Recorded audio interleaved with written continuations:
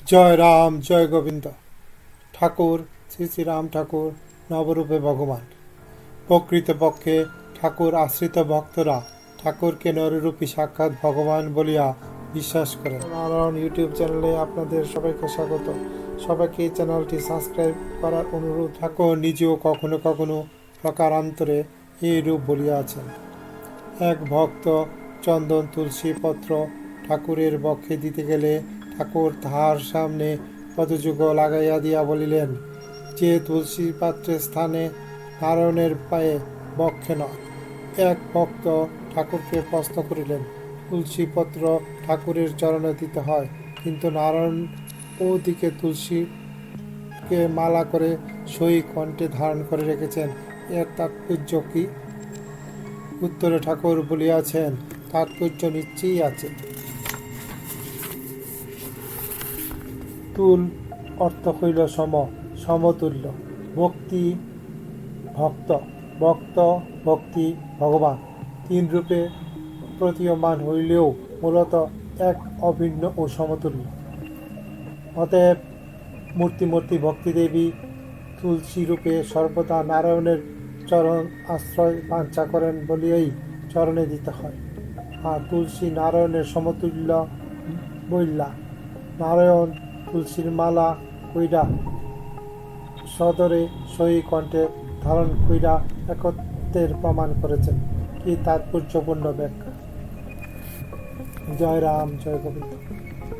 আর এক আশ্রিত ঠাকুরকে বলিলেন যে ঠাকুর ঘর করিয়া ঠাকুরের পদ প্রতিষ্ঠার সময় পণ্ডিতেরা বলিতেছেন যে উত্তর দিকে মুখ করিয়া ঠাকুর বসান চলিবে না। তিনি ঠাকুরের কাছে ইহার মীমাংসা চাইলে ঠাকুর বলিয়াছেন, যে ব্রহ্মের দিক বিদিক নাই ও তিনি সব দিকেই বিরাজমান। আপনার যে দিকে ইচ্ছা মূর্তি বসান গিয়া। ইহার দ্বারা তিনি বুঝাইলেন তিনিই ব্রহ্ম। ঠাকুর একাধিক জায়গায় বলিয়াছেন, আমি সত্যনারায়ণ, আমি সত্যনারায়ণ। প্রকৃতপক্ষে যে পটের সামনে ভক্তরা সত্যনারায়ণের পূজা করেন তা ঠাকুরেরই নতুন বেশে এক প্রতিকৃতি। জয় রাম জয় গোবিন্দ। মহোৎসবের মালসাবাগ ভোগের উৎপত্তির বিবরণ দিতে এক ভক্তের প্রশ্নের উত্তরে ঠাকুর বলিলেন, একদিন শ্রীবাস অঙ্গনে উৎসব আয়োজন হয়। ভক্তরা প্রত্যুষে কীর্তন আরম্ভ করা রাত 12টায় কীর্তন সমাপন করেন। সেই দিন মহাপ্রভুর কীর্তনে কখনো হাসি, কখনো কান্না, কখনো উদণ্ড নৃত্যের এতই বিভোর ছিলেন যে ভক্তরা প্রভুকে প্রসাদ গ্রহণ করতে বলার সুযোগ ও সাহস পান নাই।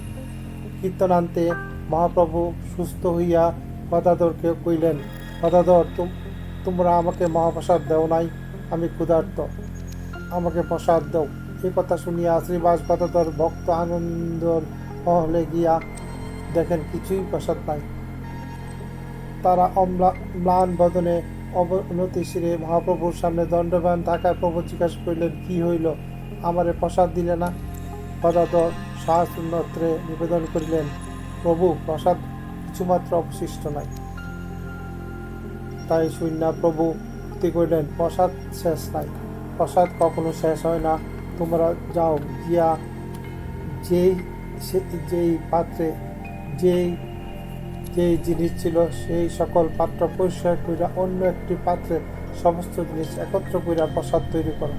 প্রভুর আদেশে ভক্তরা পুনরায় অন্দরে গিয়া সব পাত্র পরিষ্কার করিয়া ঘৃত, দধি, মধু, দই, বাদাম, কিশমিশ, মনক্কা, জায়ফল ইত্যাদি সংগ্রহ করিয়া অন্দর ঘরে আইসা মহাপ্রভুর সামনে পাত্রটি রাখলেন। প্রভু দেখা করিলেন, এখানে কেন? সব জিনিস একসঙ্গে মিলাইয়া প্রসাদ কইরা সকলকে দাও, আমারেও দাও।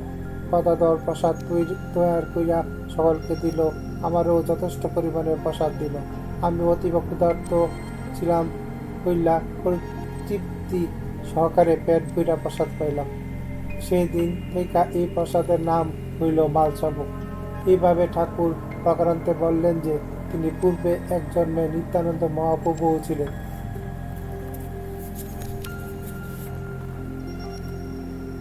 জয় রাম জয় গোবিন্দ। পণ্ডিত বর প্রভাতচন্দ্র চক্রবর্তী ঠাকুরের কাছে আত্মসমর্পণের বিবরণ দিতে মহেন্দ্রচন্দ্র লিখিয়াছিলেন।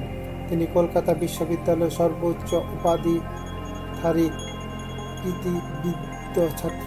সংস্কৃত ভাষায় তাহার অসাধারণ পাণ্ডিত্য ছিল। তিনি ঠাকুরকে অনেক প্রকারে পরীক্ষা করিয়াছেন। শ্রী সচন্দ্র সরখেল বলিয়াছেন, একবার ক্রমাগত 3 দিন ঠাকুর ও প্রভাতদার মধ্যে বাকযন্ত্র চলিল, ঠিক যেন কিরাত ও অর্জুনের যুদ্ধ। প্রভাতদা তাহার পাণ্ডিত্যের ধুন হইতে বাছিয়া বাছিয়া তীক্ষ্ণ বাণ নিক্ষেপ করিতেছেন, আর ঠাকুর কিরাতরূপী শিবের ন্যায় তাহার সমস্ত অস্ত্রই গ্রাস করিতেছেন। অবশেষে প্রভাতবাবু ধুন বাণ শূন্য হইল। নিরস্ত্র হইয়া তিনি ঠাকুরের পদতলে লুটাইয়া পড়িলেন। দয়ার অবতার ঠাকুর তাহাকে তুলিয়া লইলেন। প্রভাতদা জানাইলেন, তিনি এক অপার অগাধ মহাসমুদ্রের তীরে দাঁড়াইয়া আছেন, তাহার তরঙ্গ নাই। সেদিন তিনি দিব্যজ্ঞান লাভ করিলেন। তিনি দেখিলেন তাহার সম্মুখে স্বয়ং ভগবান সমস্ত বিভূতি লইয়া দাঁড়াইয়া আছেন। তিনি নিত্যকৃত যে স্তবে ঠাকুরের মাহাত্ম্য কীর্তন করিয়াছেন ও তাহাকে পুনঃ পুনঃ নমস্কার করিয়াছেন, তাহা হইতে ইহা সত্যতা উপলব্ধি করা যায়। প্রভাতচন্দ্র কখনো কখনো ঠাকুরের চরণ যুগলে বুকে স্থাপন করিয়া ঠাকুরকে দিকে এক দৃষ্টিতে চাহিয়া থাকিয়া গীতার 11 অধ্যায়টি বিশ্বরূপ দর্শন আবৃত্তি করিয়া যাইতেছেন। ঠাকুর সেই সময় স্থিরভাবে বসিয়া থাকিতেন। জয় রাম, জয় গোবিন্দ। শ্রী শ্রী রাম ঠাকুর, বিমল ভূষণ চক্রবর্তী কর্তৃক সংকলিত বই থেকে পাঠ। জয় রাম, জয় গোবিন্দ। হে গুরুদেব, সবার মঙ্গল করুন। Thanks for watching. Please subscribe my channel Sri Sri Satyanarayana for more devotional video. Jai Ram, Jai Govind.